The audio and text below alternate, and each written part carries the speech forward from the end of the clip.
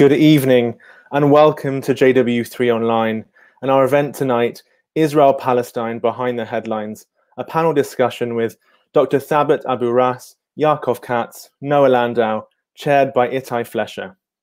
I am Joe Hyman, JW3's Communities and Special Events Programmer, and we're really glad that you're here with us this evening.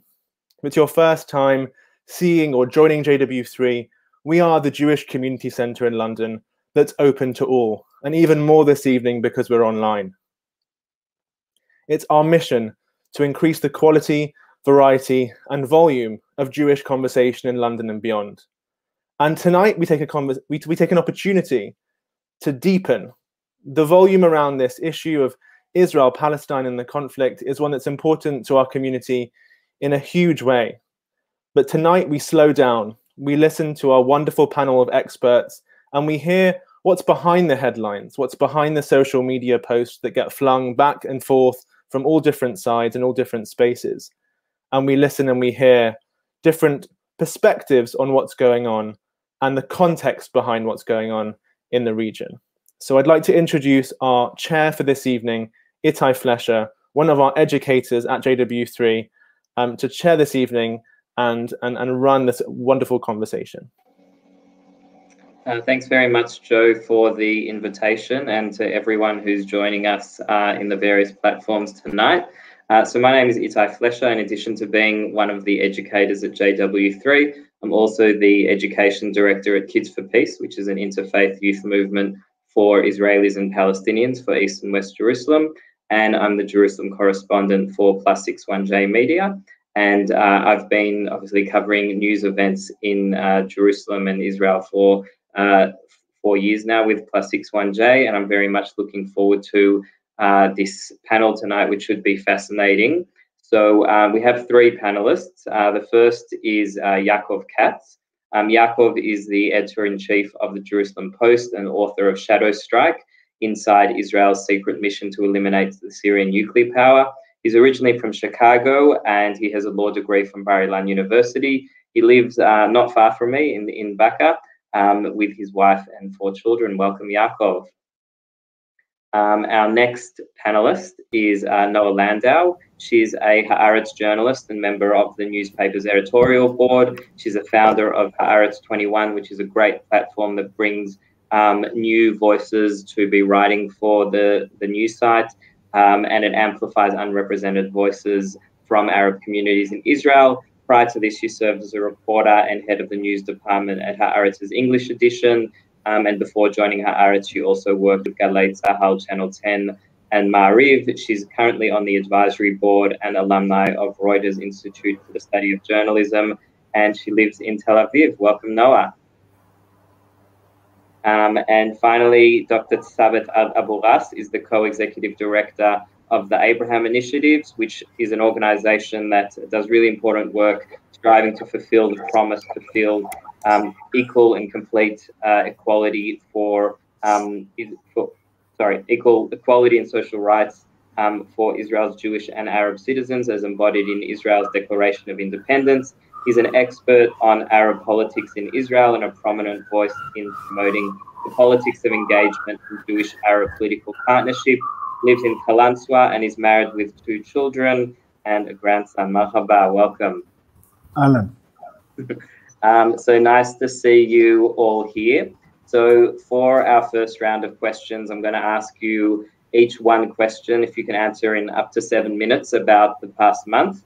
And then the second round of questions will be about the events of today and yesterday with a new coalition. And then after that, we're going to go to questions from the audience, which you can write in the chat either on Facebook, YouTube, or wherever you happen to be watching that. So we'll begin with Yaakov Katz, the editor of the editor-in-chief of Jerusalem Post. So the past war, it was called by the IDF Operation Guardian of the Walls, and Hamas called it Sword of Jerusalem, meaning that both named the war with reference to the city where we both live. Can you tell us a little bit about what happened at the Damascus Gate, at Al-Aqsa, on the Temple Mount, in Sheikh Jarrah in the month leading up into the war, and also what's happened in Jerusalem since the war ended? Well, it's great to be with all of you and be with JW3. Thank you, Ittay, and good to see Noa and Thabet, and just to be with everyone. It's a big question. First of all, I mean, just a word about the name, right? Israel picks really bad names for operations, right? I think Hamas had a better name, but Guardian of the Walls, I don't know what that means. I don't know who's picking these names somewhere in the IDF or an Israeli government, but they do have to improve their choice of names for Israeli operations. But that's a separate issue. That's not what we're here to talk about. I mean, look, here's what I'll say. First of all, on the Monday when the operation broke out, which happened to also be Jerusalem Day, I actually went from my office in downtown Jerusalem to Sheikh Jarrah to see what was happening there with the demonstrations and what to meet with the families and hear from the residents. And by the way, heartbreaking stories of people who had once been refugees, whether they lived in the Katmo neighborhood or in the Baka neighborhood or the German colony neighborhood, and now and were had to leave their homes or evicted from their homes, whatever the case might have been, but then found themselves in Jordanian territory and were told that they could build homes on this land, and now once again might find themselves to be refugees. So really an important story, I think, that we should all just, on a human level, recognize. But of course, there's a court case, and leave that to court and politics. But going back to my office, and then that evening at 6 p.m., when the rockets were fired towards Jerusalem, and what basically sparked and set off this last round of hostilities, there was, of course, right away the linkage that was made between Sheikh Jarrah and the Gaza violence. There was linkage that was made between the violence and clashes on the Temple Mount and also the Gaza violence. And it came to the point, Ittay, that also, you know, especially in the foreign press, and I saw this in, you know, just talking to journalists and listening to interviews, started to set in a narrative that also this was being done by Prime Minister Netanyahu, at the time Prime Minister Netanyahu, to stave off the possibility that Yair Lapid and Naftali Bennett would succeed in forming a coalition. And as we all know, during the fighting, Lapid suspended coalition talks and negotiations as a sign of solidarity with the government that was at the time fighting against Hamas and Islamic Jihad in Gaza. So, I mean, that itself is damaging, because I don't believe that it was necessarily true, but I think it's damaging to the state of Israel. And this is, by the way, just a separate side point, but this has always been the problem when you have a prime minister who's in power, who is on trial for severe corruption charges, is that everything he or she does is immediately suspect. And it's suspect when you make decisions about COVID policy. It's suspect also when you decide to defend your country against Hamas terrorists. But when you do that, people automatically link that to your own personal political need for survival. And that creates a very unhealthy atmosphere and setting for a country. And it's unhealthy, and it's bad. And then it also causes damage on a diplomatic and political level, as we saw during the Gaza violence. But I believe, sorry? I just want to ask on that, you know, at the end of the war, Amit Segal, a journalist for Arutz 12, said that in order for Israel to have won the war, two things need to have happened. One, Israel needs to allow Jews to pray on the Temple Mount, and the second is that it needs to evict the people from Sheikh Jarrah. As in, that was, in the Israeli narrative at least, to show that we defeated Hamas. They were the two things that Israel needed to do. Is that, what do you think about that analysis and that narrative, which very much runs through the political right in Israel? Well, I think it's, again, it's a narrative that belongs to the political right, right? This is the same Amit Segal, who is a very prestigious journalist in Israel, but who also believed that there would never be a change government, or that same government that was sworn in yesterday by Bennett and Lapid. So you know, take everything, and also anything that I would also say take with a grain of salt. We definitely don't have all the truth, but with that said, that's the right-wing narrative for a long time, right? I think that Israel, to win the conflict with Hamas, is to not evict people from homes in Sheikh Jarrah, or to allow Jews to pray on the Temple Mount.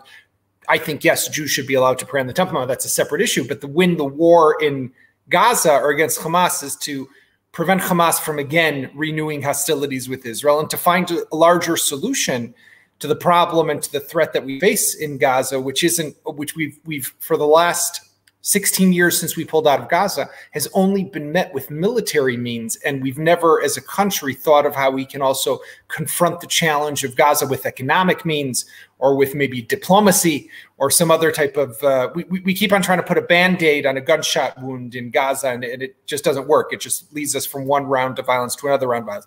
But just getting back to what we said before, and with this I'll wrap up, I don't accept the connection between Sheikh Jarrah and the Temple Mount to what happened in Gaza. Ultimately, at the end of the day, I do think that Netanyahu, who was then prime minister, enjoyed to an extent the unsettling situation that we had in Jerusalem at the time. He liked that type of scenario that Israelis and the country was kind of on edge as these coalition talks were happening. I don't know that he wanted it necessarily to lead to an all-out conflict. But I think that we have to keep in mind is that Hamas is a terrorist organization in Gaza, bent on Israel's destruction, with a charter that calls to destroy Israel. They don't need an excuse to fire off rockets toward the state of Israel. They don't need an excuse to try to kill Israeli citizens. They have that excuse every single day, right? So they could say it has to do with Sheikh Jarrah. They could say it has to do with the Temple Mount. But that's just making up excuses. The truth is that they do want to try to destroy us and to undermine and weaken us through terrorist means and with rockets. It's incumbent upon us to try to come up with a different way for how we manage that. Thank you. And with that, I think it ties in very closely to my second question, which is for Noa Landau from the Haaretz newspaper. Much of the reporting on the Gaza war focused on questions around the right of Israel and Palestine to defend themselves from one another. Can you explain a little bit, what does international law say about this? And where do you think, in fact, the way that each side fought the war ultimately determined who won the war far more than any operational victory? So hi, everyone, and thank you for inviting me. I remember the days we used to do this in London, and hopefully these free COVID days will return. Yes. So I'm not an international law expert, but I will try to explain this in general. In terms of self-defense, there is indeed such a fundamental principle in international law. And although, like everything, the interpretation is disputed, but firing rockets at civilians is indeed, it justifies a self-defense. The problem is, in a never-ending violent circle such as ours, it's not always clear from an objective legal point of view who initiated the violence this time, because it depends where you begin the story. So it could go all the way back to 48, right? So there is no legal consensus on who attacked and who is defending. The second legal problem is defining Gaza. If self-defense is against another state, then how do you define Gaza? The third linked question is the status of the Israeli occupation or control in Gaza since the disengagement plan.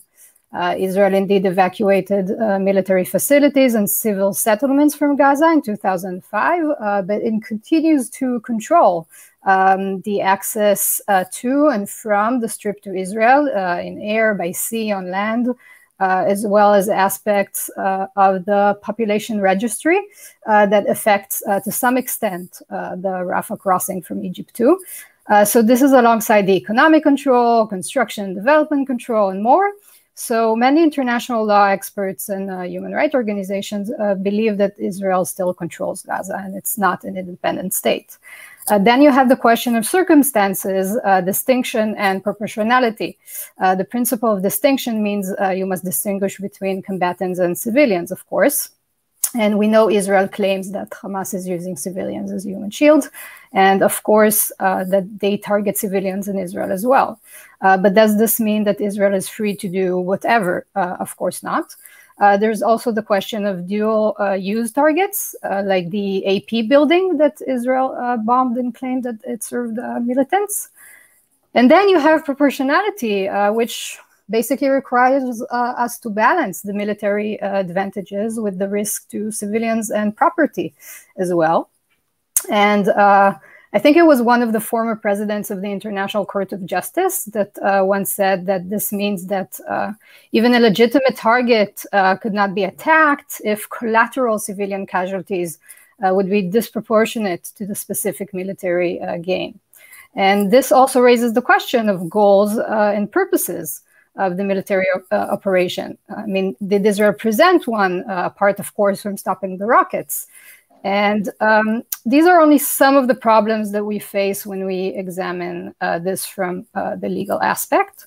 No, I just want to ask on that. So, you know, Israel's argument is often that when Hamas fires rockets at Israel, they intentionally are targeting civilians, and that when Israel is striking Hamas targets, whether it be the private home of a Hamas member or a facility used by Hamas, they're not intentionally trying to kill civilians, but civilians are killed as a consequence of being around those buildings that are targeted. Is there any weight to that in international law, the fact that Israel doesn't intend to target those civilians in Gaza, according to Israel's arguments at least? Yeah. Intentions is a very complicated issue in law in general, not only in international laws of war. But I think we can probably all agree that Israel, like any other state, has the right to defend its citizens. But there's also a question, who has the right to defend Gazans? I mean, people in Gaza, 16 years since the disengagement plan, we have decided basically not to decide. Which I think is something that that you mentioned earlier as well, Yaakov. And with that, we basically doomed the region to a never-ending cycle of violence that only really kicks the can forward down the road. And this is even without talking about the fact that actually it was Netanyahu who did everything to strengthen Hamas during his terms. So Ittay, I'm not sure we will solve this here, but those are some key thoughts. Right. And just a follow-up question that I want to ask Noa about how the war was remembered. So on the last day of the war, Haaretz, where you work, published the front page that says 67 ילדים נהרגו בעזה, זה מחיר המלחמה. 67 children killed in the war. This is the price of war. On the same day, Israel Hayom, the right-wing newspaper in Israel, had a picture, Tmunat Nitzachon shel Sderot, the victory image of Sderot with young people drinking beers in Sderot. So very different narratives of from the last day of the war. And then the following day, on the an Israeli diplomat actually shared the Haaretz front page with pride, saying, "This is the Haaretz front page in Israel today. We Israelis mourn the loss of every child killed in this fight. Theirs and ours. Show me another society grieving for the children of its so-called enemy. Demonizing us with apartheid and colonial slurs is just inane." On the other hand, when the same front page appeared on the New York Times, Abraham Foxman, the former chairman of the ADL, called it a blood libel against Israel and the Jewish people. So I guess my question is, firstly, what do you make of the sort of praising response from an Israeli diplomat when this is published in Haaretz, and the damning response when the same front page is in the New York Times? And also, if you can share a little bit about what you felt about seeing this on the front page of Haaretz. First of all, it's interesting to see how the same people always cancel their subscriptions. I don't understand how they have a subscription to cancel every time over and over, but that's a different issue. I mean, look, a lot of Israelis, not all of them, don't want to really face the faces of the dead children in Gaza, even if they believe it was a just war. And I think it was Golda Meir who once said the controversial statement that we cannot forgive the Palestinians for forcing us to kill their children. Many in Israel just don't want to see this. With that being said, that's not all Israelis. I mean, Haaretz has a large and growing readership, and they are Israelis. And many thanked us for doing this. And I also think that the new government just proved that there's also quite a large quiet majority in Israel that doesn't necessarily see this as anti-patriotic like a portion of the right wing does. And I think that the tweet that you found from this Israeli diplomat I also see this now with the new government. You should follow diplomats now on how they tweet the photos of the new, very diverse Israeli government. Is that, you know, in the end, liberal values, progressive values are good for hasbara, for Israel's image abroad. In the end, we want to be a democratic liberal state and a part of that part of the world. So, I mean, I think it's not a coincidence that Israel uses this now as hasbara, as it does with the new diverse government. It means that in the end, those values are the goal. Yes, I think a very, very well raised point there. So my next questions are going to be directed to Dr. Thabet Abu Rass. So many shared society organizations like the one you work in, the Abraham Initiatives, promoting Jewish-Arab partnership across all aspects of Israel society, formed after the events of October 2000. And that's also the case for the organization where I work, in Kids for Peace. And the purpose of these organizations was really to prevent the violence that we saw happening in October 2000 from happening again. But sadly, you know, we saw in Haifa, in Akko, in Lod, in many places, and also in Jerusalem, obviously, in a different way, where there were mixed Jewish-Arab populations, incredible amounts of violence, and I'm sure you'll elaborate on that. What do you see the cause of this tension in the mixed cities? And more importantly, who do you hold responsible for that?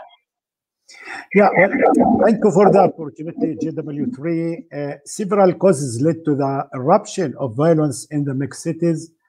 For several decades, Jews and Arabs lived a normal life in mixed cities. This doesn't mean they have been living without any tensions. Tensions always there, but tensions that can be controlled. This is not the case this time. At large, I can say that what happened this time, what happened in the last month, was a combination of civic disappointment, of continuing discrimination, and lack of equality, and national / I would say religious identity humiliation that led to the cumulative charge of bitterness exploding. This was the case in the past, in October even 2000. If you remember, when former Prime Minister Ariel Sharon went to the Temple Mount, which led to the bloody second Intifada. This time it was very dangerous, actually, riots, violence. However, it was controlled very quickly for several reasons. What we witness now, really, the focus was in this time again, just like October events 2000 on Jerusalem and the Al-Aqsa Mosque, a very sensitive religious national issue, and the combination of a feeling of suffocation in the most sensitive point of friction between Jews and Arabs, the mixed cities again, a creeping Judaization policy that passing from the occupied territories to East Jerusalem to the mixed cities, some of the mixed cities. This is what really happened. On the other hand, I can say that despite the progress in the life of civilians, of the Arab citizens in Israel, Arab citizens in Israel are working more, studying more, you name it. They are doing better. They are contributing to Israeli GDP more, but still the two major problems that they are facing, they are actually exacerbating. Violence and the crime on one hand, and the shortage in planning and housing. Things are deteriorating in these two issues. So economic development by itself that really Netanyahu initiated 5 years ago, it's working, it's acceptable. However, it's not enough. This is actually, I will say, still what the Arab citizens, including the citizens in the mixed cities, need. It's more political legitimacy, more political partnership, and I'm happy that we see that just in the last few days, and maybe we can elaborate on this issue. But still, let's face it, this situation of discrimination, of marginalization of Arab community came alongside the enactment of the nationality law and the feeling of downgrading of the Arab culture, Arabic language, and we see the strengthening of the Jewishness of the state, Jewish supremacy, I will say, Jewish supremacy regime, expanding the Jewishness of the states in the expense of its democratic values. This is one thing, but also I will say that within our community, the Arab community, a new generation has been actually arising, and that is more Israeli in terms of individuals, but more Palestinian as a collective. A more assertive generation that is fed up with the current Arab political framework and parties that do not meet the needs. I will say that the political parties don't meet the needs of those young people, and those young people are prepared to confront the Israeli establishment in order to realize their demands. The mixed cities are Jewish Arab point of friction. People live in the daily discrimination, and they see it and they actually feel it. Lod is an extreme case, and I would like to focus on Lod a little bit, that most of the mixed cities really used to be before the establishment of the State of Israel in 1948 to be Palestinian cities, okay? Historical Arab cities that became with a minority Arabs after 19 Arab and the majority Jews. And in recent years, there is an attempt to enhance actually the Judaization of the space, the urban space in those cities. If you just walk in Lod Arab neighborhoods, you can see, and Arab Lod neighborhoods, you see this discrepancy. You see the differences between Arab and Jewish neighborhoods. The Jewish neighborhoods are very developed, while the Arab neighborhoods really discriminate against underdeveloped and so forth. And added to that, since 2005, a group of Jewish, I will say, radicals moved to live in this city in the so-called Garanim Toranim. Jews and Arabs have the right to live everywhere, okay? However, I'm talking about the policy of the Judaization of the urban place, the discrimination.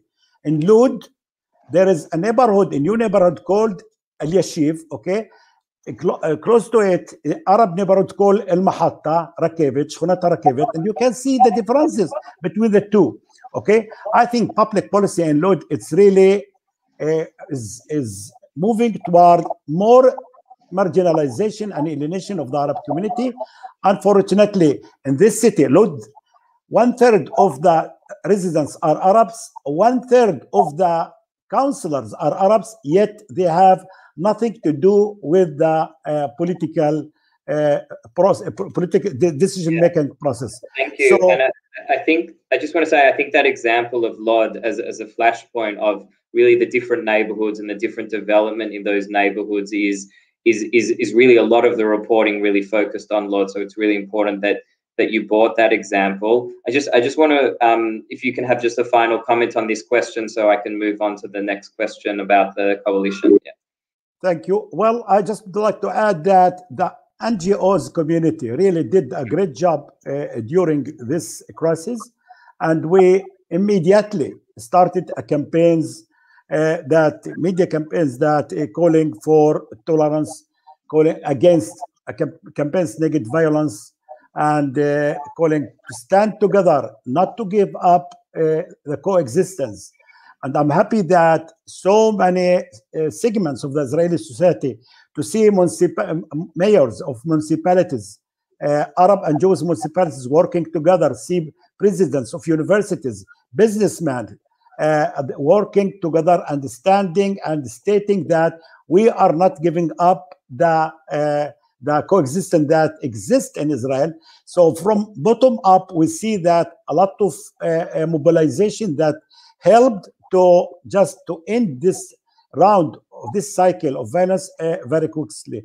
I'm happy that my organization that issued different guidance to universities, to businesses, to NGOs, how to deal with those places. After all, hundreds of thousands of Arabs and Jews are meeting every day in public spaces, in factories, in businesses, in universities, and that was very important to move quickly to try to bridge the gaps and to bring people to calm down. And this is what happened. I'm sure that this round is gonna end very quickly, not like what happened in the year 2000. And I think that really affirms the importance of the grassroots organizations. And we also saw that manifested with groups like Cellcom and Haaretz making public statements as well, that I don't know if we would have seen that necessarily after October 2000, but it shows that there's clearly the constituency that very much wants shared society beyond just people that live in the mixed cities. I want to move on now to the news that I think all of Israel and almost the whole world is talking about now, which is the new coalition. I've just shared my screen again. So we now have this 8-party coalition that was sworn in yesterday in a vote of 60 to 59, making Naftali Bennett the Prime Minister of Israel. He's been Prime Minister now for 24 hours, together with Yair Lapid, who's the alternate Prime Minister, and supported in a coalition by Mansour Abbas from the Islamic Ram Party. The first question I wanted to ask was to Yaakov Katz. If you can just give me a brief answer to this question. So when Naftali Bennett gave his first speech yesterday, he was, it went for about an hour, but I don't know how much of it he got to give because he was constantly heckled. What did you feel about both the message of his first speech, how it was delivered, and also the speech that Netanyahu gave in response to Naftali Bennett's first speech as Prime Minister? Well, I think that what happened during Bennett's maiden speech in Parliament just before the vote on swearing in his new government was an embarrassment and shameful moment for Israel. I know that Netanyahu has liked to say over the years, as part of Israeli Hasbara efforts, that when there's fighting in our parliament, you won't see them in Tehran or Cairo or Damascus or Baghdad.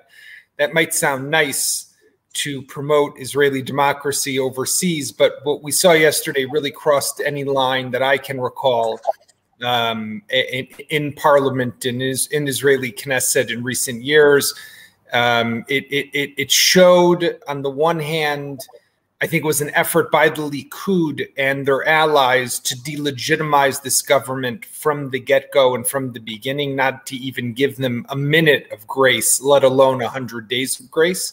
But it also showed the type of people and characters that currently exist inside Israel's parliament and the type of behavior, and just to what extent the last 2.5 years of 4 rounds of elections and daily mudslinging from one side of the political map to the other and vice versa, what it has done to political discourse in this country.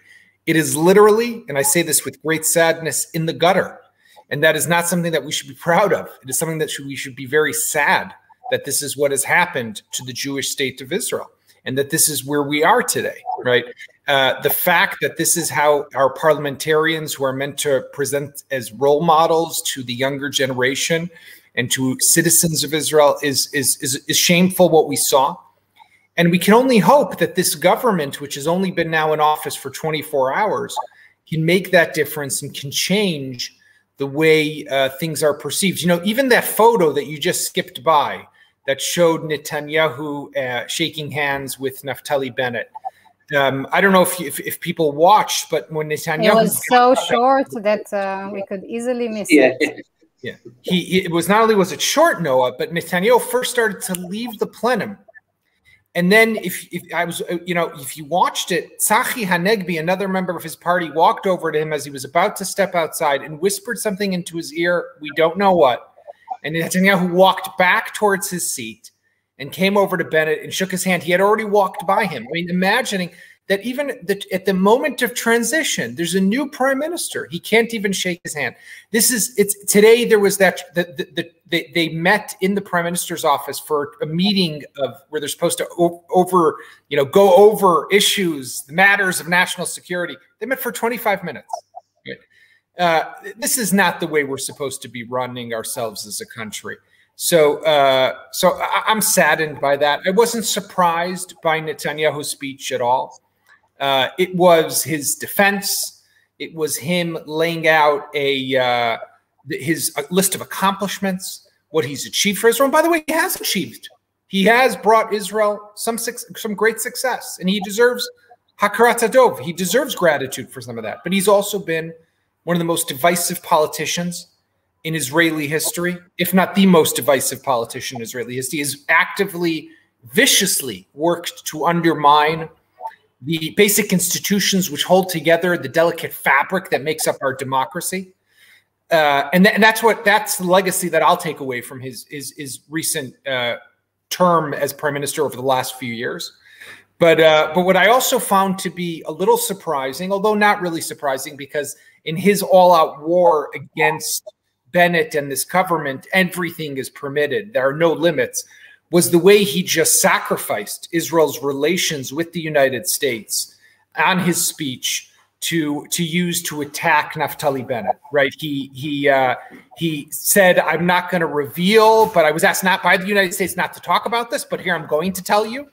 And he started to talk about some of those conversations he had in private with the Secretary of Defense of the United States and the President of the United States. Basically, everything is fair game to use to attack Naftali Bennett, but I'm sorry, there's a country here that needs to be run. There are 9 million people that need to continue to live. There's 7 million Jews and 2 million Arabs, right? This is a unique moment in history that we have right now. And just one word on that point, and then I'll end, of where we have the active participation of an Arab party in a governing coalition, something that's never happened before for Israel. And it's something that every Israeli, even those who are right-wing, who are pro-Netanyahu, should be proud of this moment in history.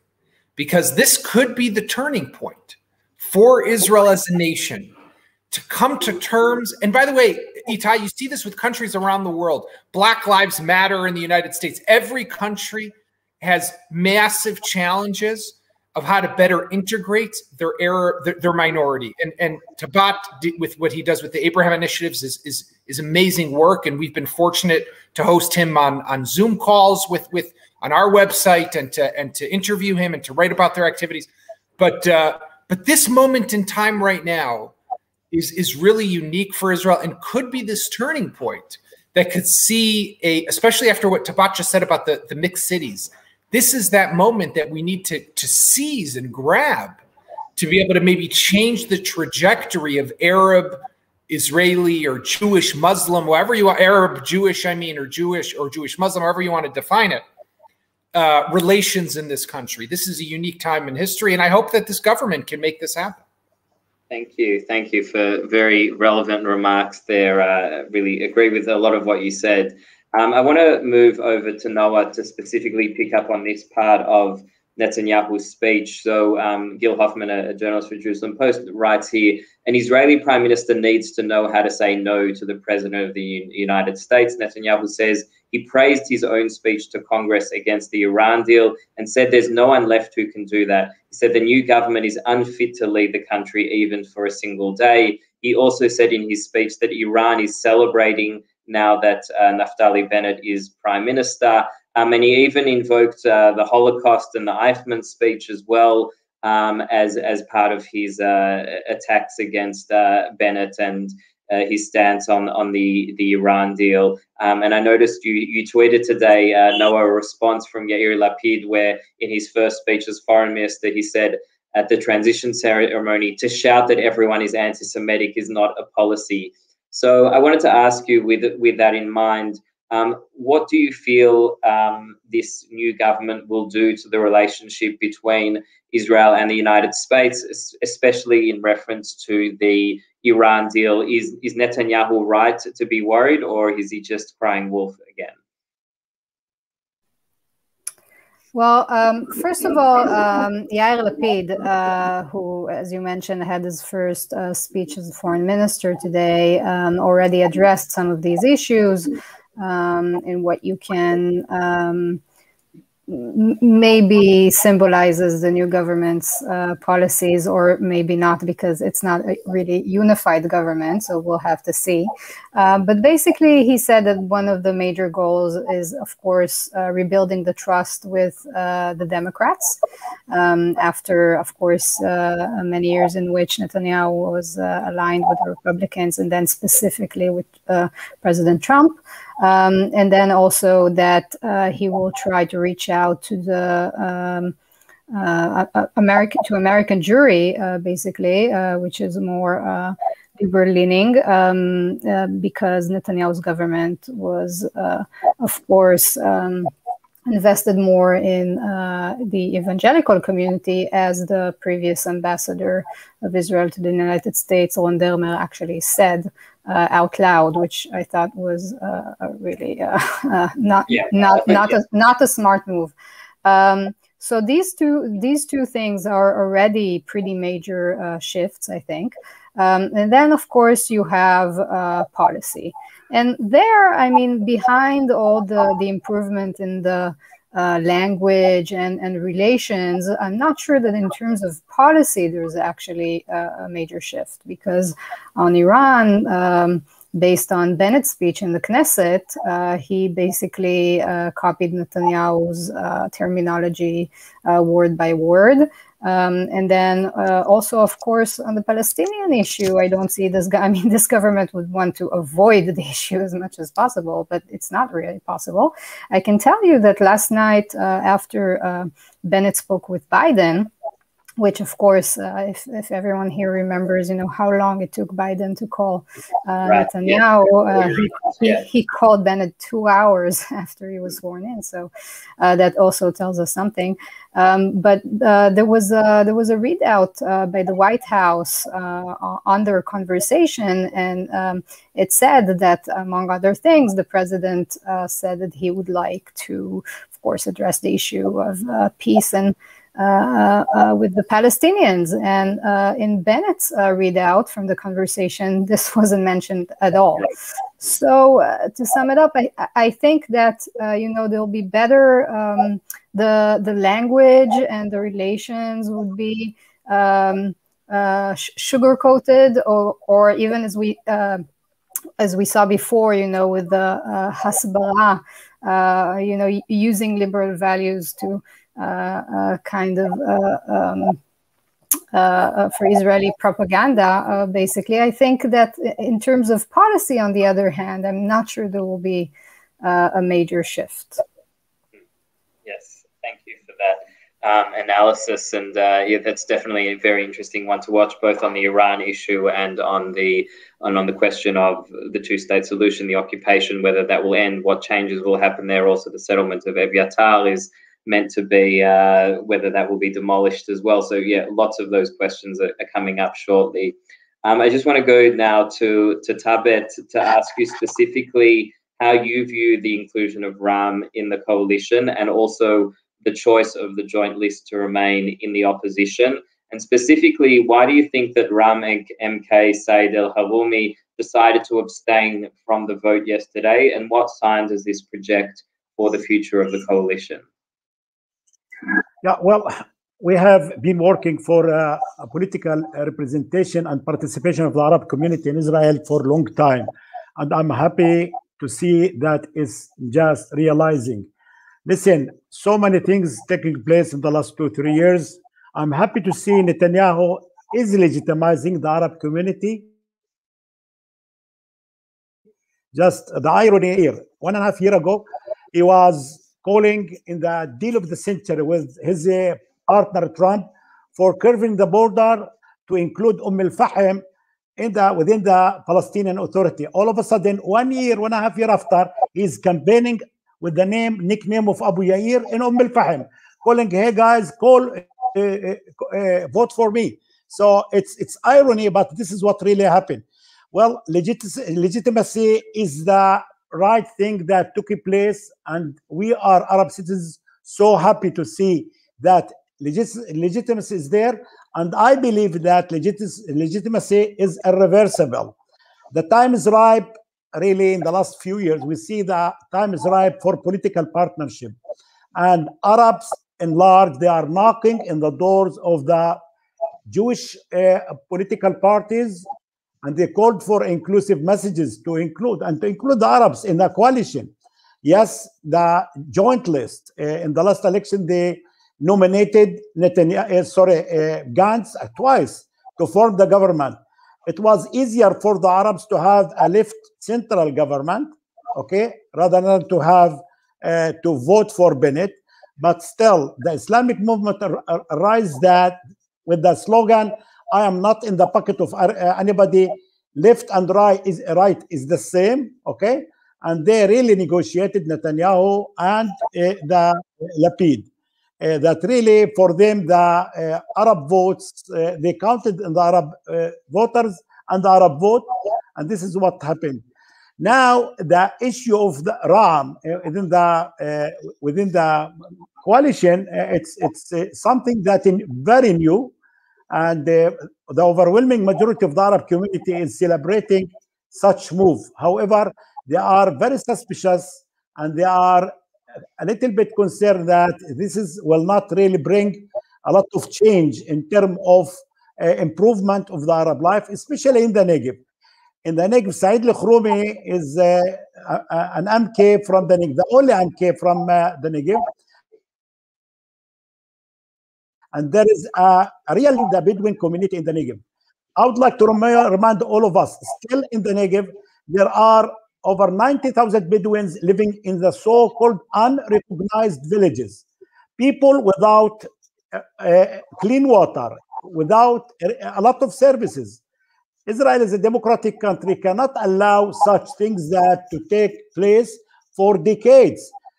On the other hand, yes, Israel as a government, I'm talking about the government, really did recognize so far 18 different villages and towns, and there are still 35 villages to be the problem to be solved. Yes, there is a problem of land there, okay? Land, it's a matter of identity for Jews, for Arabs, but there is enough room for everybody in the Negev, and everybody, we can solve this issue. What we need, a sincere government with goodwill to try to go toward the Bedouins and to solve this problem. The Bedouins are willing to compromise. Said al-Khroumi came under a lot of pressure to stop one thing, to stop house demolishing. Every year there is over 2,000 houses really destroyed each year, okay? Just because there is no real solution so far. There is a lot of improvement, a lot of money invested in the Negev, but this is not enough. The issue of recognition is the most important thing. All in all, I would like to say that the interest of the Bedouin community, the interest of the Arab citizens are overlapping the interest of the general public, the Jewish people. What the Arabs really need, democracy, equality, peace, and so forth, okay? It's about time to work together for better society. Israel can be a more peaceful, more democratic country when there are Arabs really part of the coalition and part of the making decision process. Thank you very much. And I think that notion of if you want to uplift someone, then involve them in the decisions that make their lives is very relevant, not just for Israel-Palestine, but really for every country around the world that's dealing with issues of inequality. So what I'd like to do now is to open to questions from the chat. Whether you're watching us on Facebook, you can write now questions in the comments, or on YouTube as well, or on the other platforms where we're streaming. Just as I wait for the questions to come in, does anyone have an accomplishment that they feel like Netanyahu should be honored for? That something, you know, he gave a very long list of accomplishments from the corona vaccinations to the Abraham Accords. Interestingly, he didn't mention the Gilad Shalit deal, but what do you view as an accomplishment that you think history will remember Netanyahu for favorably, if there is anything? I just mentioned the legitimacy of the Arab voters It's very important for the Arab community. Yeah. Yeah, but no doubt that also I can say in terms of the Arab community, he invested in the Arab community more than any other prime minister through the 5 years economic development plan, the so-called resolution 922. It's not enough for sure, but no doubt it's new direction that hopefully this government will continue in the same track. Yeah, I definitely think, you know, for years it was so taboo. I mean, I know Arab parties have been included more so as satellite parties and coalitions before, but Netanyahu really went a long way into legitimizing Ram, but probably not expecting that that Ram would end up in a coalition with Bennett. But that's definitely a huge legacy of his. Noah, Yaakov, how do you think history, in terms of favorable aspects, will remember Netanyahu? What achievements do you think it will note of his? No, I'll go first. I can say, I mean, I think that in terms of history, probably his previous role as finance minister, I think would be a major part of the way he will be remembered. I think in terms of the economy, the privatization and modernization that Netanyahu brought to the country that was, you know, based on socialism, was probably had a lot of impact that I think it is a major role in Israel's history. And just before Yaakov answers this question, again, I'm just reminding anyone watching us on Facebook or YouTube, if you do have questions, now's the time to write them in the chat. But Yaakov, your answer. Look, I think that Netanyahu has, and I mentioned this before, has achieved some great things for the state of Israel. I look at the Abraham Accords that he played obviously a role in, the vaccination campaign recently that we saw or in recent months that has helped Israel emerge from Corona. I separate that from his management of the crisis, which I think was highly politicized and too many mistakes were made along the way because of politics, but the vaccination campaign. But I do think that, unfortunately, Ittay, it's too early to tell what his legacy will be. His trial is still ongoing. Whether he is convicted, whether he ends up going to jail, when that happens, that will ultimately determine how he will be remembered by the public at large. I think that if you look back at Ariel Sharon, right, as an example, Ariel Sharon today is remembered probably by the Israeli public for the most part because of the disengagement from Gaza and not because it's viewed as a positive step. On the other hand, you can look at Ariel Sharon and say he defeated terrorism in the West Bank. Operation Defensive Shield, launched in 2002, helped quell Palestinian suicide bombing campaigns against Israel.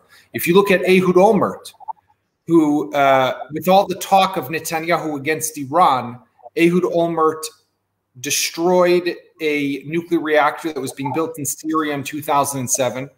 And I would guess, I'm biased, I wrote a book about that operation, but I would guess that probably 80% of Israel has no clue that he even did that, right? And they know that he went to jail. That's what they know, right? So Netanyahu's legacy is too premature to determine how our children and how other Israelis will future generations will remember him. He doesn't have, the Abraham Accords, I think, is probably his first real tangible accomplishment that will carry on, right? Like Begin, Egypt, peace with Egypt, Rabin, peace with Jordan, Oslo. This is the only thing in his 15 years that you can really say, okay, this is something we'll still remember if this peace lasts and normalized relations last with these four countries. Well, you know, Ittay, that they say that history is written by the winners, right? So Netanyahu's legacy will be written by someone else as well. Not fun, unless he returns to be prime minister, and then we'll see if there's another possibility. Yeah. I can see a question in the chat now from Marion Jana, which I'm going to sort of rephrase a little bit. Marion's asked, what can peace-seeking people do in the diaspora to help? And maybe I want to direct this to Noah, if I can rephrase a little bit. a lot of diaspora Jews, especially people who support Israel, feel like the best thing they can do for Israel is to fight media bias, is to fight, to go to pro-Israel rallies, to wave flags, to ensure that politicians in various countries make statements that are supportive of Israel. At least that's the way that general diaspora support for Israel manifests itself. What would you be advising people in the diaspora that want to see a more peaceful Israel, more peaceful relations between Jewish and Arab citizens of Israel, and also Israelis and Palestinians? What sort of actions do you think they should be taking? Well, I don't know about the actions. I mean, everyone should choose their own actions, but I do think that people should be informed as much as they can. This is, I think, the first most important step. You should really be independent-minded and read for yourself and look into things and search for answers and be well informed about what is happening if you want to take action. What kind of action? I'm really not the one to suggest. Yeah, and I'll also just share, I've just shared a screen here because I often teach about narratives, and I think getting your news from actual news sites is always a very good thing to be doing. I've listed the Israeli news sites here, I guess with my reading of their leanings, but I guess those could be disputed by different people. But the idea of actually getting your news from news sites, being as informed as possible before making statements, is definitely something that is a very worthwhile thing to do. I can also see a question has come in now from Nathan Servey. He's asked, I wonder if the newly formed government might be able to have some influence on the Palestinian Authority, especially after their cancelled elections. Do you see any changes? Do you think the Palestinian Authority is more likely to have an election now that there is a new Israeli government? Maybe Thabet, Yaakov, would you like to answer that one? I will take it. I believe that the Israeli government will not do anything, actually. We didn't see in the agreements between the different parties any relating to the issue of Palestinian. Actually, in this government, left and right and center government, really, they don't have one ideological path, one really piece, I would say, one path of how to solve the issue. Meretz and Yamina, the two parties cannot agree on anything in this issue. However, I believe that this is not only the Israeli side, but also the Palestinian side. I believe nothing will be changed as long as Abu Mazen, the chairman of the Palestinian Authority, as long as he is in power. Yes, he's talking about establishment of two states. He's talking about making peace within the Palestinian people, unifying Hamas with the Fatah, or the Gaza with the West Bank. It's not going to happen, unfortunately. There is a lot of fragmentation within the Palestinian community. The only thing that really can open a new page, I believe, it's a free election. And the Palestinian Authority stopped that because Palestinians from East Jerusalem cannot really participate in such election. And they really they are waiting to see how how the American administration will do in this issue. Can they push toward a new peace negotiation or not? So nothing will happen in this arena, I believe. And this government will be concentrated, Israeli government will be concentrated more in internal issues, especially to pass a budget for 2 years for Israel. Israel since 2017 without approved budget. Okay, so internal issues is the major issues that this government is going to deal with. Thank you. I've got another question here in the chat from Anna Rosa, who's written, how meaningful is it to discuss relations between Jewish and Arab Palestinians that are citizens without considering the impact of the ongoing occupation of the Palestinian territories? Meaning, can you really promote Jewish-Arab equality in Haifa, Akko, while you still have an occupation in Hebron and in Nablus and in those sorts of places? Do you think you can do one while ignoring the other, as Trump is trying to do, it appears? Yeah. Yeah, no doubt that the occupation has its impact in Jewish Arab relations inside Israel. Well, I have a family in Gaza Strip. All my mom's side family is living in the refugee camps in Gaza, and nowadays I have to take care of these people that really suffering a lot, suffering because of the siege on Gaza, suffering because of the Hamas regime. Okay, until to see Palestinian state alongside Israel, that we wish to see two-state solution, we have to work harder within the Israeli society to convince everybody that Israel today is going in the opposite direction with the nation-state law. Okay, increasing Jewishness of the state, it's bad for the Arab community. It's bad for all of us.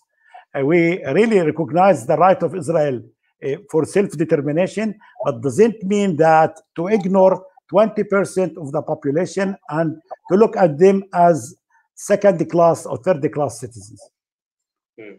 I've got a question in the chat now from Raymond Simonson that touches on actually an article I read 2 weeks ago from Daniel Gordis, where he talked about the notion that Israelis have given up on peace and that maybe peace is not something we should aspire for because there's no partner for peace, especially with Hamas. He was referring to that, you know, Israel has other achievements, and that if our lot in life is to have a war every 3 to 4 years, then most Israelis have accepted that, and that's the way we're going to live because peace is not an option now with the Palestinians. Do you think that's a correct analysis of Israeli Jewish psychology or Israeli Jewish thinking, or do you think that can change? Maybe Yaakov, if you want to tackle that question. Well, I think that most Israelis would like peace, right? But I think that everyone understands that this current government is not going to be able to make any big steps in that direction. And I hope that the Americans and the Europeans come to the table with them with realistic expectations, because if they push too far or too hard in one direction, that could end up breaking or leading to this government to crash and burn prematurely than it would actually need to. But I think there are things that they could do, right? I think that even Bennett, who served as economy minister, who worked and invested in creating employment programs. Thabet would know this better than I do. Maybe I'm wrong, but in creating employment programs for Arab women and Arab men, I think he actually put a focus at the time when he was Minister of Economy on Arab women. Is someone who can actually work to maybe create better conditions that one day would make it more viable for a long-lasting, peaceful resolution. Right? There's a lot that can be done through economic means. There's joint industrial zones and the likes of that this past government or governments led by Netanyahu refused to do because they were afraid of perception of what it would look like to give anything to the Palestinians, whether it's territory in Area C to build, or to allow them to send in workers from the Gaza Strip into Israel, or to build that port that we've heard for 20 years, if not, the artificial island port off the coast of Gaza. There's a lot that can be done that doesn't have to end in a two-state solution, right? There's a lot that can be done to take us forward. And I think that that's where Israel has a unique opportunity right now, or this government at least, to take the initiative and to try to present the world with this program and with this plan. Or they could sit back and wait to be told by Biden to freeze settlement construction and wait to be told by the Europeans that they need to take steps towards a two-state solution.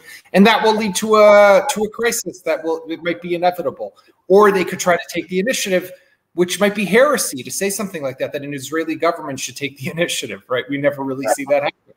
I mean, it was interesting when Amit Segal interviewed Naftali Bennett on this question. He referred to what Micha Goodman called shrinking the conflict. So not necessarily ending it, but reducing flashpoints by doing a lot of the things that Yaakov mentioned. Although I want to go to Noah and ask, do you agree with Yaakov? Do you think most Israelis want peace?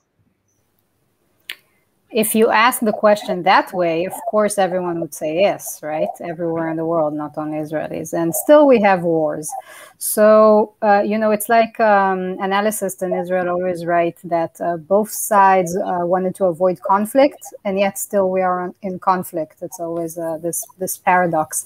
I think that one of the problems is that many Israelis, since the separation policy started with the separation wall and other means for security reasons, most Israelis, apart from these cycles once in every few years, like Raymond mentioned, most Israelis live, they have a decent life, they have a good lives. And they don't really see, that takes us back to, you know, to the faces of the dead Palestinian children in Gaza, that they don't really see the other side and what happens in the other side. And there's such a massive gap between our lives as Israelis on this side of the border and their lives on the other side of the border. And it's really pretty much transparent to many Israelis. So yes, they want peace theoretically, but their lives are okay as it is. I mean, yes, the cycles with Gaza are not something that the average Israeli wants to live through, but we do. So I think that is a problem right now. I've got a question from Brian Hirschfeld about tomorrow. So this is not a photo predicting what will happen tomorrow, but it is a photo from previous years of Jerusalem Day. So you can see in the top left-hand corner there the map of the flag parade, which will start in Rehov HaNevi'im, which is quite a Haredi area of Jerusalem, and will go down behind the Jerusalem municipality all the way down to the Damascus Gate, and then up Road 1 to Sha'ar Yafo, finishing off at the Kotel. That's at least the march that for now has been approved for tomorrow, potentially meaning that tens of thousands of religious Zionists will be marching with Israeli flags. Hamas have threatened that if there's anything happens anywhere near the Temple Mount, or perhaps even around the Damascus Gate or through the Muslim Quarter, that they will respond with rocket fire. What are you expecting will happen tomorrow? And if Hamas do actually fire rockets into Israel, how do you expect Israel to respond? I can take this question. I would like to go ahead. No, go ahead, please. Okay, I think it's a provocation. It's a provocation to allow the right wing, I believe, groups to march in the Islamic Quarter. There is enough place in Jerusalem at all, okay, to make this parade. By the way, this parade was taking place in different road, but to come exactly and to pass it, to cross the Palestinian Muslim Quarter is really provocation, especially now. I just want to state that the police haven't given authority to go through the Muslim Quarter. They just have given authority to go around the Damascus Gate, but not into the Damascus Gate. That said, exactly. We don't know if people will go in it or not. Yeah. Hopefully this government will change the policy, okay, and try to, we have to understand, is Jerusalem for Palestinians, it's occupied city, okay? And the Palestinians have, just like Jews, have national feeling, and everybody should respect that. So it's a provocation. They have to stop that and try to suggest different track to the marchers tomorrow. Thank you. Yaakov, Noah, your predictions for tomorrow. Do you think the government's making a mistake by allowing this march, or should it be allowed? Which route as well? First of all, of course, it's a major leadership test for the new government. And I don't think it's a coincidence that the previous government somehow was taking its time with decision-making process regarding this march. But I think they can't really allow themselves to change the course or to cancel it. they can't really allow themselves, because although Netanyahu is now in the opposition, he's still the one who controls the conversation and determines who's really patriotic and who's not, and what is the right wing and what is the left wing, and so on. So for them, I think it's all about right now kind of proving that they're right wing enough, and that they will allow the same march that the previous government did. But on the other hand, Omer Bar-Lev was attended today his first meeting with police chief and all the security forces, and he was told that they think they are well prepared, in the military as well, and so on. So I hope that's true. We've already seen an Iron Dome battery established on the outskirts of Jerusalem this afternoon in anticipation for tomorrow. Yaakov, if Hamas does fire rockets at Israel tomorrow, what do you expect the response will be?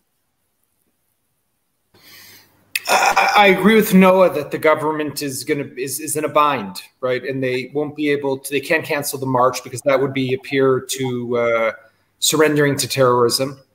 If their rockets are fired at Israel, Israel will have to retaliate in one way or the other, and who knows how that could evolve. So this will definitely be a test of Naftali Bennett and Yair Lapid. Netanyahu's presence in the opposition is someone who's always breathing down their neck, is going to play a role in the way they make decisions, because Netanyahu, you'll see, by the way, my prediction, Netanyahu will spend more time in the West Bank and in settlements in the West Bank in the next few months than he probably has spent in the last 12 years as prime minister. He is going to become the most right-wing politician that you have ever met in Israel. And it's all because he wants to show that he is more right-wing than they are, and to embarrass them as much as he can, and to test them and provoke them as much as he can, to get them to trip up and make mistakes, and to try to get Bennett to get pressured into panic, and then to have to break up this government. So any test of this kind, the flag march, Gaza, anything that is one of these crises, has the potential to be something even greater, and this government will have to tread carefully. We've only got time for one final question, and because there isn't one in the chat, I'm going to ask it. This new coalition has 9 female ministers out of 27. It has Merav Michaeli as the only female leader of a party, but also a very outspoken feminist, both in the way she speaks Hebrew, but also very much in the policies she advocates. Last year, we had a horrific wave of violence against women that many committees in the Knesset were supposedly meant to deal with, but no one really did. Do you see a change in the issue of gender equality happening from this government? Are you hopeful, or is it just, a bit more representation before, because there aren't Haredi parties, but not much will change in that area? Well, it's true that it's a record number for Israel, but it's still very, very low in terms of other countries in the OECD. And if you look at the photo that I think you showed us before, it doesn't look like a record number when you see the picture. And also, we have to remember that feminism is not only about gender, but also policies. And I'm not sure, we always count women, but we should probably count people with a feminist view, which is, I think, even lower, because not all women advance feminist policies. So this is something that I think we're probably too optimistic about. Yeah. Thank you. Yaakov Thabet, do you have any thoughts on that? Well, the fact that there is a minister with this ticket like Merav Michaeli, I think this is guaranteed. This is something new in the government. And I believe that we will see more, maybe legislation in this direction, and more policies toward gender equality in Israel in the coming 2 years. Thank you. And Yaakov? I don't have that much to add. I agree with what Noah said, what Thabet said. I live with 3 daughters and my wife, and we need to do much more to create greater representation of women in government. I think that it's great that there's 9 ministers. I think it was a stain on Israel that we only had 1 party leader who was a woman in the in this last round of elections. And I hope that Bennett and Lapid at least can try to make up for that situation by making appointments within their top senior government roles that include a higher percentage of female participation. There was actually a second party leader, and everyone's forgotten her now, but Hagit Moshe from Habayit Yehudi, I believe she was promised actually a ministry, wasn't she? She gave up. She gave up the ministry, and she's staying at the Jerusalem Deputy mayor. Yeah. Yeah, she's deputy mayor. That's right. So she gave up the ministry, which is also interesting, by the way, because it's basically the settlements ministry, and it wasn't shut down, but it wasn't given to anyone because she gave up. So it's still in Bennett's pocket, and that's pretty explosive. Interesting. So look, this is a conversation we could obviously continue for many more hours, but I just want to say I appreciate all 3 of you. In both, it's a bit late now in Jerusalem after 11 o'clock at night. So being up now after, I'm sure both of you had very late nights last night and the night before following all the political developments. And I think all of you deeply care about this country and making it a country that's just and equal for everyone, as do I. So thank you very much for your time and for your expertise. And thank you very much to JW3 for hosting us. And now I'll pass over back to Joe.